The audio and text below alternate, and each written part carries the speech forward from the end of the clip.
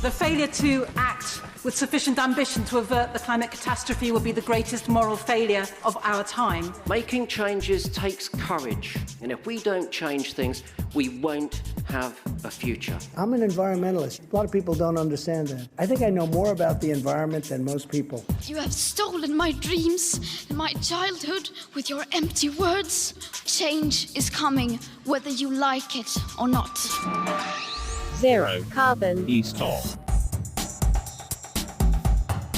Welcome to Zero Carbonista. I'm Ian Collins, but that's largely irrelevant. If this is the first time you've listened, and shame on you, by the way, some background. This podcast series is really about the views, thoughts, campaigns and ideas of one man. Dale Vince is the entrepreneur who's built his success in the green energy sector. He's the owner of Ecotricity, the world's first green energy company, an area he identified years before it was remotely on the political agenda, let alone dominating world events. He's also the chairman of Forest Green Rovers as well, the world's first vegan football club, still doing rather well in League Two. We'll come on to some of that, Dale, in a few moments, because you get a lot of questions, by the way, about football as well as energy and green issues, which is interesting. Let's start with Australia. UK scientists are saying the bushfires in Australia are a warning of what may be to come around the world. This is in a report from the UK's Met Office. These scientists warn that if the planet increases by 3 degrees Celsius above pre-industrial levels by the end of this century, there could be fires of the kind we're seeing in Australia in many other places. Now, you hear that and you see the images, and we know that what is happening there, record temperatures, places are burning like furnaces all over the place. Huge devastation to human life, to human habitation, and, of course, massive devastation to wildlife. Fascinating to look at social media. I know it's only a little microcosm of opinion, but there are many people unconvinced that there's something bad going on here. Yeah, I jumped on social media myself about a week ago on this story and said, basically, look, don't take this the wrong way, but I can't look at what's happening in Australia without feeling that there's a bit of either climate irony or climate karma going on here, because Australia is pretty much at the forefront of international efforts to hold back efforts against climate change. You know, they're almost in denial about the fact of it being man-made climate change, intending to open up new coal mines, for example.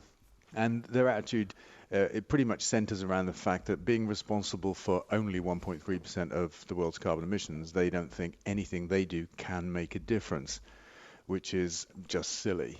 And it's very rare, I think, for a country that's at the forefront of resisting change to fight climate change to also be at the forefront of the impacts of climate change. Yeah. And that's what quite special about this event, I think. You know, it's very much in their faces. Yeah, I was looking at just some of the sort of the rhetoric from the Prime Minister, which doesn't seem particularly encouraging. You might think, and this is perhaps a fairly crude way of looking at it, but Australia is a big country. You think of the open airness about it, the outdoorsness of it, the wildlifeness of it, and all of that. You might think, just by dint of its kind of image and what it appears to stand for, that they would be the very antitheses of that argument. They'd be at the forefront of everything. They would want to make sure clean air and the great outdoors and all that goes with it was first and front and centre, really, to everything. I guess you might think that. I got a feeling they've got the second highest per capita carbon emission rates in the world after America. So, again, coming back to the 1.3% point, that kind of is a misleading statistic to a degree when you think about it on a personal level. Individually, they are among the highest drivers of the climate crisis in the world. And, it's kind of, it's like the old recycling argument of 20 years ago. What does it make any difference if I don't do it? Kind of stuff. If you look at all of the countries of the world that have emissions of, let's say, between 1% and 2%, between them, they add up to over 40% of global climate emissions. So if those countries do nothing because individually they think, well, I'm only responsible for 1 or 2%, then we don't get to do anything about climate change. It's just a silly attitude. And part of the thinking seems to be, I mean, you say, 1.3% of global emissions. They insist that 1.3% of global emissions is theirs. They can do nothing because they tend to point to China as being not too far up the road, relatively speaking, as an example of, well, if they're doing nothing, then what's the point in us doing something? Yeah, except China's not doing nothing. Well, I was going to China's say, doing we an touched on awful this on a lot. previous episode, didn't we? There's a bit of an urban myth going around about China. Yeah. It's wrong to say that. I mean, China has big emissions as a total. In terms of per capita emissions, they're very low. And if you look at what China are doing in installing renewable energy, windmills in particular, I think they've got tens of thousands of electric buses on the roads. And China doesn't just use this technology, it manufactures and exports it to the rest of the world as well. I would say China is probably at the forefront of action against climate change. Now, that is fascinating. I think lots of people listening to this for the first time, because it comes up all the time. People mention China, then they mention India, and they mention those two big economies and growing economies that are at the forefront of quite a lot of tech and energy and all sorts of other things. And they constantly come up as being the pirates of the piece, as it were, that are more responsible than anyone else. But in fact, your contention here is that China is possibly, leading the way even. I think so. You know, you can look at the total emissions of a country, and yes, China is one of the biggest emitters in the world, but you've got to look at the fact that there's 1 billion people that live there. And then you've got to look at the per capita emissions, the individual emissions, and you see they're among the lowest in the world. And we have to take responsibility for the fact that in the developed world or Western world or whatever you want to call it, we have high per capita emissions of carbon, and we have to do something about that. Sure. But at the same time, China are leading in the fight against climate change as well, in the deployment of renewable energy, electric vehicles, particularly buses as well as cars. I mean, they're leading the world. And they seem to have worked out what Trump hasn't worked out, that a lot of businesses worked out a few years ago. You know, one of the reasons we have electric cars, one of the reasons that we have all manner of other environmentally considerate innovations taking place. You look at there was recently a big global tech show, and you look at all the kind of green credentials of new inventions, is because people have realized, in fact, you can do, if you like, gentle capitalism can work in tandem with being environmentally savvy, that the two aren't exclusive. Yeah, for me, there are a couple of different issues here. I think there are a lot of people that identify the need to fight climate change, the green tech that we need to develop and deploy. They see that as a business opportunity. And these are conventional business people that are driven in that conventional way to pursue money.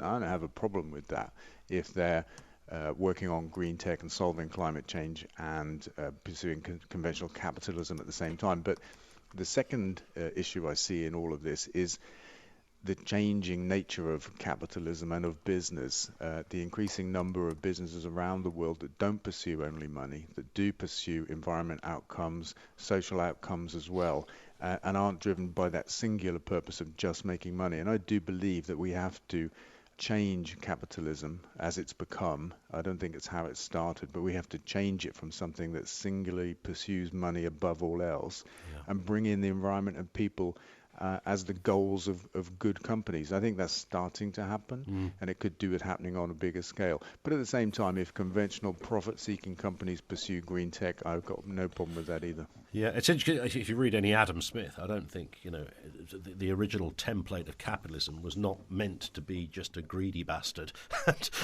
with no conscience. I don't think that was ever meant to be the intention, but of course it's been usurped over the years, maybe. No, I think it's a real problem. If you pursue only money, then you make mistakes. You do bad things. Yeah. You have to, because you pursue only money at the expense of everything else, quite literally. We've got lots of questions coming in here. Vicky on Facebook says, my husband and I are doing veganuary. Doing okay so far. How do you live without cheese and milk, though? That's the problem. Come on, Dale. I'm dreaming about them constantly. Nice. I think, cheese and milk are kind of like, one of the kind of frontier issues for people that want to give up animal products. You often hear of bacon being the thing that meat eaters find the hardest thing to give up. Yeah, I saw that this week. The bacon sarnie turns people back. Yeah. But bacon is pretty good. These kind of mock bacons, they're all right. They're a bit of fun. And I think essentially, anyway, it's like having something thin and fried in a bread product. I mean, essentially, that's the nature of a bacon roll to me, and that can be faked. Cheese and milk, it is a problem for some people. I get that. There are some brilliant fake cheeses out now, and there are some brilliant nut cheeses which seem to have created an entirely new genre of cheese. They don't try to fake cheese. They're actually kind of nut-based versions. And when it comes to milk, I would say try oat milk, because it's the product that is most successful. for people that want to swap cow's milk for something more environmentally friendly. It kind of most closely approximates that cow experience. My little all boy, of the who's downsides. he's 15 months old and has only ever had oat milk. That's all he knows. Yeah, nice. And that there's no reason to ever change that now, I guess. Well, no, and it works really well. At Forest Green Rovers, when we took milk off the agenda or the menu like a few years ago, I remember chatting to fans when we did it, and we had a range of milks for them to try. Oat, soya, almond, rice, for example. And oat is the one that's really succeeded. And I remember our fans saying, well, you know what, I can't even have like milk in my coffee now. And I said, well, you can, but you have to have one of these, because actually there's this incredible cruelty in the dairy industry that most people just don't know about. Possibly of all the elements of animal welfare, that you could reasonably argue that the dairy industry is right at the top of that list. Yeah, I mean, it's a brutal cycle of abuse for dairy cows. Constant impregnation, having their calves taken away from them at birth, being literally milked to death. I think they last about 7 years compared to a natural lifespan of over 20. And as their yield drops below commercially acceptable levels, which have been boosted way beyond natural levels, then they're just shot. And their offspring replace them in this chain and cycle of abuse. It is just awful. Just on an issue of animal welfare, it's worth bringing this up because somebody is going to text us or tweet and say, hang on, you didn't mention Jolyon Morn, the lawyer. Of course, we've had Joe on the programme. You've worked alongside him. I've known him for a while as well. But, of course, he hit the headlines at Christmas because he battered a fox to death in his backyard. Now, he had reasons that he gave behind it. I mean, well, what's the view on this, Dale? This wasn't his best moment, clearly. Well, I was going to bring it up, so I'm glad that you did, because I do think it's relevant to veganuary as well, for example. So I was a little bit shocked by the story, same as a lot of people were, and the idea of battering an animal to death, doesn't do anything for me. And he's got his own reasons for what he did, and he's justified that. But the aspect of that story that interested me was the kickback on media and social media about the death of one animal. And the nature of the death. And for me, the nature of that death was more swift, less cruel and less stressful than the nature of the death of farm animals in the abattoir. And there's an hypocrisy, I think, in our country, and it's there in the world as well, around animal issues. We value the lives of some animals much more than we do others. Pets, for example. Michael Gove proposed a law last summer to ban puppy farms because of the way that the puppies are raised, the intensive rearing of them and taking them from their mothers very young, which is exactly what happens in farming. Sure. But for pets, that's like a different issue. And we kill 1 billion animals a year in Britain. That's like 3 million every day for food. And they are slaughtered in the most awful, brutal conditions. I've seen the footage from being a vegan film judge last summer. I spent one day watching all sorts of films that were based around animal rights and the conditions in animal farming and stuff. And conditions in abattoirs are just awful. And here's a guy, he kills a fox probably in a matter of seconds with a baseball bat. It's quite it's definitely a colourful, emotive kind of story. One animal dispatched very quickly, and there's a huge hoo-ha in the media about that. And I just think there's an amazing hypocrisy when behind the scenes we're killing 3 million animals every day in the most brutal of circumstances just for food that we don't need. So that's my take on the story. And I think it ties into veganuary, really quite well. Here's just a message here from Jamie on Twitter who says, I'm new to this podcast. After I heard you on BBC Radio 2 over Christmas, Dale, I'm also following you on Facebook and Twitter. Hello, says Jamie. You've got a massive... hello, Jamie. Should pencil him down as a potential stalker, I think. So, sure he's a nice bloke, really. Nikki on Facebook, I'm thinking of getting solar panels at home. Is it worth it? Now there's no payment from the government. Yeah, I think it is worth it. I mean, it depends on your motivation. It will mean that the payback period is longer. You have to offset it against your own bills. You won't get income from the feed-in tariff and that kind of stuff. But environmentally, it's absolutely worth it. And energy prices are only going to go up. And, if you can afford it, then you should do it, because we should all take the responsibility that we're able to reduce emissions and that kind of stuff. Let's do some football. Mansfield Town lose the 7-goal thriller on home soil. Mark Cooper's side take all 3 points, coming from 2-0 down in the first half, Forest Green Rovers, to win this one eventually, and it finishes Mansfield 3, Forest Green Rovers 4. Forest Green Rovers, this is your club, of course, you sit as the chairman, and a new eco park, which you've planned for a while. So this is a new stadium, and it will also be there for other businesses and all sorts of things can go with the eco park. What's the status of this at the moment? I keep looking at social media and trying to follow what's happening, and I guess you're sort of caught in the great planning permission conundrum. Yeah, 18th of December, so about a week after the election, we actually got planning permission for it from our local council. It had been 5 years in planning. It was refused in June last year. We tweaked it, bunged it back in, and we got planning permission, which is pretty amazing. The original concept is a 100-acre site that's a combination new stadium, sports facility, and green tech business park for up to 4,000 jobs, a reinstated canal, creating a wetland area, and all sorts of planting and habitat creation at Junction 13 of the M5. It's about a £100 million project. We stripped out the business park about a year and a half ago because it was something the council was struggling with. We tried to make it more simple for them, just left the sports stadium in, and yeah, that got consented in December.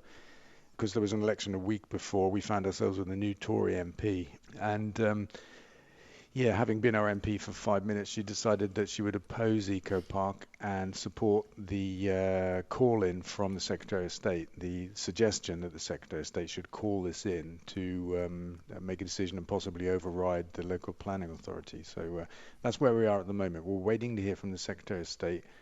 We hope to hear this month whether they will call it in or not. And it seems like a bizarre kind of... What have you done to upset this new, amazingly diligent local MP? I mean... Well, I guess, we upset the Tories generally before the election. I mean, normally that's a good day's work for you, isn't it, if you upset the Tories? Well, I don't set out to, but I do find myself at odds with them. And it brings us back to our friend Jolyon, doesn't it? I was the lead petitioner in that case in which we made Boris Johnson promise the High Court that he would follow the law and not crash us out of Europe with no deal at the end of October. And I think that was impactful on the government. It did force him to backtrack on his die in a ditch kind of pledge when it came to the extension. And then during the election, we put up a few banners around town and at the site of Eco Park, actually. And it was a funny thing. Local Tory obviously had a contact with the chief superintendent of the county. We put some banners up, and within a couple of hours, we had police coming into the lobby of our building. And they pitched up at your place, didn't they? It's like it was Starsky and Hutch were live at Ecotricity HQ. I'm left thinking, come on, surely we don't live in a banana republic. I'm entitled to have political views. I'm entitled to support any political party, and then the government of the day is not going to simply take political revenge. Sure.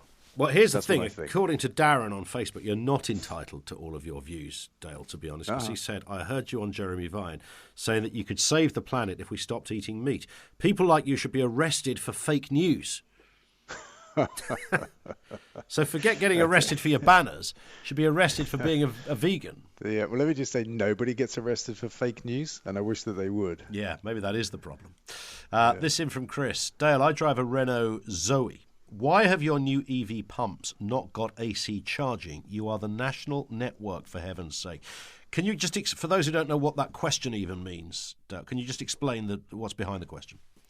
Yeah, you've got to kind of look at the evolution of electric cars, really. So the first ones on the road in Britain pretty much were the Japanese standard known as CHAdeMO, the Nissan Leaf. We actually began before that with basically a 3-pin plug on the motorways. I think it might have been known as Type 1 in the industry, I'm not really sure. But there are kind of 3 standards in the world now.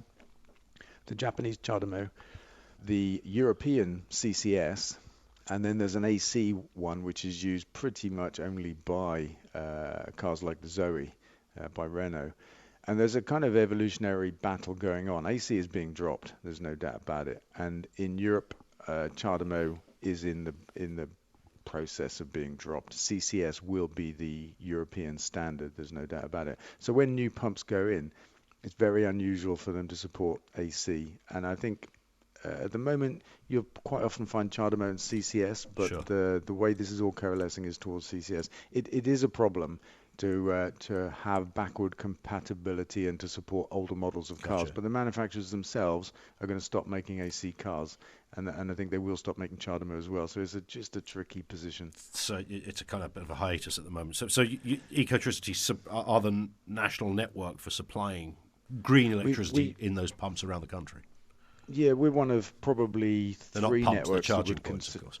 No, I call them pumps. Oh dear, there you go. 'Cause That's fine.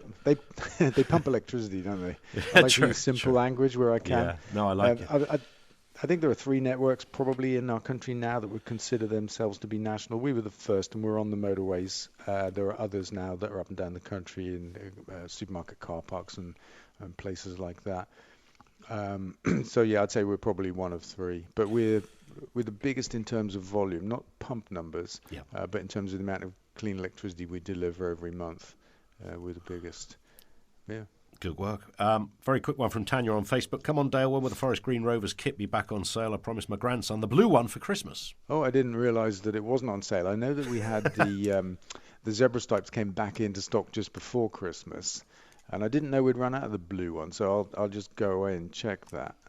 But we've been victims of our own success in that, and it is a shame. But it's a good thing at the same time. I'm really pleased they're so popular, and a lot of this has been, a lot of the problem has been driven by global demand. We sold shirts to 17 different countries in the world in the first 24 hours of launch at the start of the season. Wow. Which is amazing for a little old League Two club, I think. But yeah, we'll get on with it. Don't worry, we're definitely ordering more. It just takes time. Good work. And finally, let's have a Trump moment. He's back on his windmills again. We'll have an economy based on wind. I never understood wind. I know windmills very much. I've studied it better than anybody. I know it's very expensive. They're made in China and Germany mostly. Very few made here, almost none. But they're manufactured tremendous, if you're into this, tremendous fumes, gases. They're noisy. They kill the birds. You want to see a bird graveyard? You just go. Take a look. A bird graveyard? Go under a windmill someday. You'll see more birds than you've ever seen ever in your life. So he says, Dale, that he said, I've studied, I love this, I've studied it better than anyone I know, he says. Yeah, and he knows more about why are the you talking to environment. anybody? Why are you not talking to Trump? Forget your local MP. He's the man who knows stuff. I know, he's amazing, isn't he? Where to start? What is it? The noise from windmills causes cancer, I think he said recently. That was one of them, yeah. He did, and of course the bird graveyard comment again. So you built your first windmill in 1996, didn't you? Yes, I did. Yes.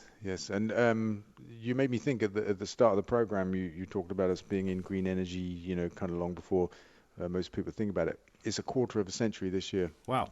Since Ecotricity got going, we were the first green energy company in the world, first people to say, there's a different kind of electricity, different way to do things. And 25 years this year. Dale will speak on the next episode. Cool. Thanks, We'll Ian. see you then. And that's it for this episode. Don't forget, of course, to subscribe for free from your podcast provider so that you can get each episode automatically, and leave a review too. Really important, this bit. Make sure you follow Dale on social media, twitter.com/Dale Vince or facebook.com/Dale Vince. We'll see you next time. Zero carbon. East of.